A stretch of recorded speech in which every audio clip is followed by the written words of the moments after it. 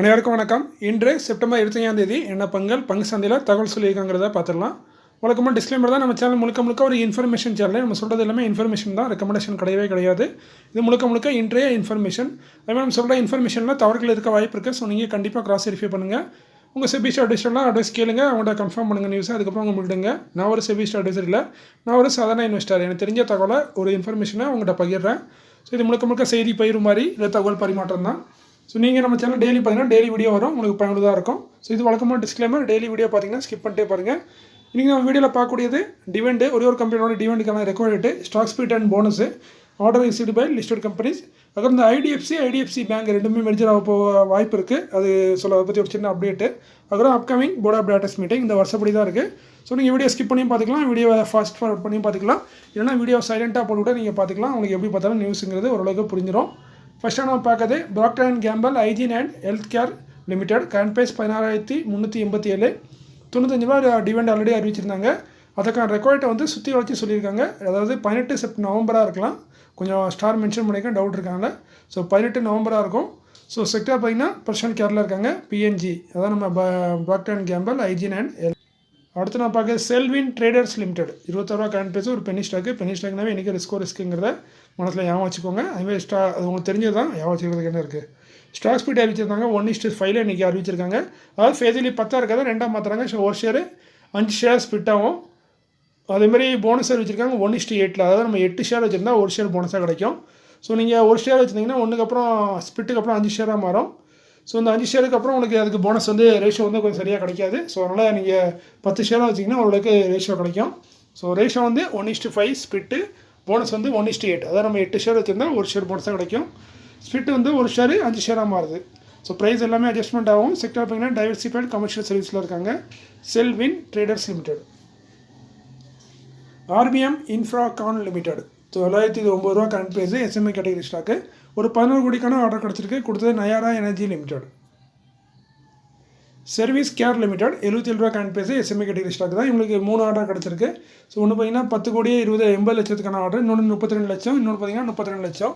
So கிட்டத்தட்ட பார்த்தீங்கன்னா ஒரு 11.5 கோடிக்கிட்ட ஆர்டர் கிடச்சிருக்கு நம்ம சர்வீஸ் கேர் லிமிடெடுக்கு. ஆர்டர் கொடுத்தது யாருங்கிறது கம்பெனி மென்ஷன் பண்ணல, இங்கே கீழே மென்ஷன் பண்ணியிருக்கிறது தவறான இது. சகஜ் சோலார் லிமிடெட் 635 ரூபா கரண்ட் ப்ரைஸு, இவங்களும் எஸ்எம்இ கேட்டகரி தான்.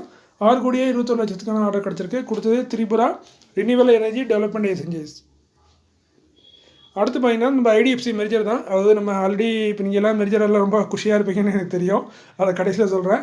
என்சிஎல்டி வந்து அப்ரூவல் கொடுத்துருக்காங்க நம்ம ஐடிஎஃப்சி பேங்கோட மெர்ஜருக்கு. ஸோ கூடிய விரைவில் என்னென்னா ரெக்வயர்ட் அனௌன்ஸ் பண்ணிடுவாங்க. ஸோ அதுக்கப்புறம் ஸ்டாக் வந்து மெர்ஜ் ஆகிரும். அது நம்ம ஐடிஎஃப்சி லிமிடெட் வந்து காணாமல் போயிடும். ஐடிஎஃப்சி ஃபஸ்ட்டு பேங்க் மட்டும்தான் இருக்கும். ஸோ அது வந்து ரேஷியோ நம்மளுக்கு ஆல்ரெடி தெரிஞ்சது தான். 100 ஷேர் வந்து ஐடிஎஃப்சி லிமிடெட்டில் வச்சுருந்தோம்னா 185 ஷேர் நம்மளுக்கு வந்து ஐடிஎஃப்சி ஃபஸ்ட்டு பேங்கோட ஷேர் கிடைக்கும். ஸோ நீங்கள் ஆர்பிட்ராஜ் இதை கேள்விப்பட்டிருப்பீங்க, கேட்ட உடனே காதில் தேன் வந்து பாயிற மாதிரி இருக்கும். இந்த ஆர்பிட்ராஜ் வந்து நீங்கள் பெனிஃபிட் இப்போதைக்கு இருக்கான்னு பார்த்தீங்கன்னா ஆல்ரெடி இருந்துச்சு, அதே மாதிரி இப்போவும் இருக்காது செய்யுது. 100 ஷேர் வச்சுருந்தீங்கன்னா உங்களுக்கு 11,000 ரூபா வருது நம்ம ஐடிஎஃப்சி லிமிடெட்டில் 100 ஷேர் வாங்கினோம்னா. பட் நமக்கு ஐடிஎஃப்சி ஷேர் கரண்ட் ப்ரைஸ்க்கு பார்த்தீங்கன்னா கிட்டத்தட்ட 11,315 ரூபா. ஸோ கிட்டத்தட்ட பார்த்தீங்கன்னா 315 ரூபா வித்தியாசம் வருது. ஸோ நம்ம ஐடிஎஃப்சி ஹோல்ட் பண்ணோம்னா ஐடிஎஃப்சி பேங்க் கிடச்சதுன்னா நம்மளுக்கு இந்தியா டேட்டில் 315 ரூபா ப்ராஃபிட் இருக்க மாதிரி காட்டுது. ஸோ இந்த ஐடிஎஃப்சி ஷேர் வந்து அதுக்கப்புறம் இல்லாமல் போயிடும். ஒன்லி ஐடிஎஃப்சி ஃபஸ்ட்டு பேங்க் மட்டும்தான் இருக்கும். ஸோ இந்த ஆர்பிட்ராஜ் பெனிஃபிட்டுங்கிறது 315 ரூபா காட்டுது 11,000 ரூபா இன்வெஸ்ட் பண்ணோம்னா. பட் இதெல்லாம் மாறிட்டே இருக்குங்க. இதெல்லாம் நம்பிலாம் ஒரு ஸ்டாக்கில் இன்றைக்கி இன்வெஸ்ட் பண்ணாங்க. ஏற்கனவே நீங்கள் அடிபட்டிருப்பீங்க இந்த நம்ம டாட்டா மோட்டரில். ஸோ போதண்டா சாமி உங்கள் ஆர்பிட்ராஜுங்கிற அளவுக்கு வந்திருப்பீங்க. ஸோ இது வந்து என்னென்னா ஆர்பிட்ராஜ் இந்த இதெல்லாம் பார்த்து வாங்கிறதோட பேசாமல் எந்த கம்பெனி ரெகுலராக இருக்க போதும் அந்த கம்பெனியை வாங்கிட்டோம்னா நம்மளுக்கு இன்னும் பெனிஃபிட்டாக இருக்கும். ஏன்னா அந்த கம்பெனியோட ப்ரைஸ் மாறதை பொறுத்து தான் நம்மளுக்கு லாபமோ நஷ்டமோ. ஸோ எப்படி பார்த்தாலும் ஐடிஎஃப்சி பேங்க் தான் லாஸ்ட்டில் இருக்க போகுது. ஸோ அதோட ப்ரைஸை மாற்றத்தை பொறுத்து தான் நம்மளுக்கு லாபமே கிடைக்க போகுது. ஸோ அதுக்கு பெஸ்ட்டு நம்ம ஐடிஎஃப்சி பேங்கே வாங்கிட்டு போயிடலாம் ஃபஸ்ட்டில். ஸோ இருந்தாலும் இந்த ஸ்டாக் ஆல்ரெடி லாங் டேர்மில் ஹோல்ட் பண்ணிகிட்டு இருப்பாங்க. ஸோ அவங்களுக்கு தான் இந்த மாதிரி நியூஸ் பெருசாக யூஸ் ஆகும். மற்றபடியே ஆர்பிட்ராஜ் பெனிஃபிட்டுக்குன்னு நீங்கள் ஆசைப்பட்டு வாங்கலாம். பட் கிடைக்குமா கிடைக்காதாங்கிறது உறுதியெலாம் கிடையாது. ஏற்கனவே நம்ம அனுபவப்பட்டிருக்கோம், டாட்டா மோட்டரில் அனுபவப்பட்டிருப்பீங்க நீங்களாம். ஸோ நான் ஒன்றும் பெருசாலாம் வாங்கல, 2 டாட்டா மோட்டர் தான் வச்சுருந்தேன். அதுக்கு வெளியே ஒரே ஒரு ஷேரு எனக்கு டாட்டா மோட்டரில் கொடுத்துட்டாங்க. ஸோ அதனால் எனக்கு பெருசாக பிரச்சனை இல்லை. பட் இருந்தாலும் நான் இது வந்து ஆசைப்பட்டு வாங்கக்கூடாதுங்கிறதுக்காண்டி ஒரு எக்ஸாம்பிளாக சொல்கிறேன். அதேமாதிரி இந்த டாட்டா மாடலையும் இன்னும் நிறைய பேருக்கு பிரச்சனை இருக்குங்கிறாங்க. சரி தெரில, எனக்குலாம் வந்துட்டு க்ளீனாக. ஏன்னா நம்ம வந்து கொஞ்சமாக 2 குவான்டிட்டி தான் ஹோல்ட் பண்ணேன், அதுக்கு ஒரு குவான்டிட்டி வந்து டாட்டா மோட்டர் கொடுத்துட்டாங்கன்னு நினைக்கிறேன்.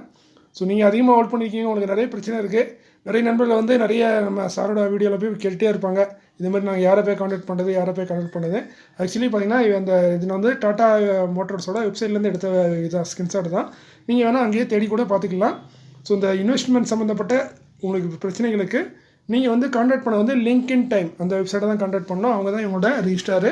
ஸோ இந்த டாடா மோட்டர் டிவிஆருக்கும் அவங்க தான் இருப்பாங்க, டாடா மோட்டருக்கும் அவங்க தான்.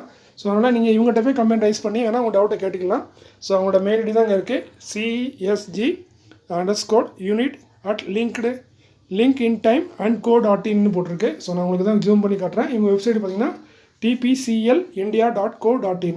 இந்த வெப்சைட் தான் இந்த லிங்க்இன் டைமோட வெப்சைட்டு. ஸோ நீங்கள் அங்கே போய் கான்டாக்ட் பண்ணலாம். பட் இந்த டாடா மோட்டருக்குன்னு ஸ்பெசிஃபிக்காக பார்த்தீங்கன்னா இந்த சிஜின்னு வரும், சிஜி யூனிட்னு வரும். ஸோ இதில் மெயில் பண்ணால் தான் கிடைக்கும். ஏன்னா ஒரு கம்பெனிக்கு அவங்க ஒரு மெயில் ஐடி வச்சுருக்காங்க.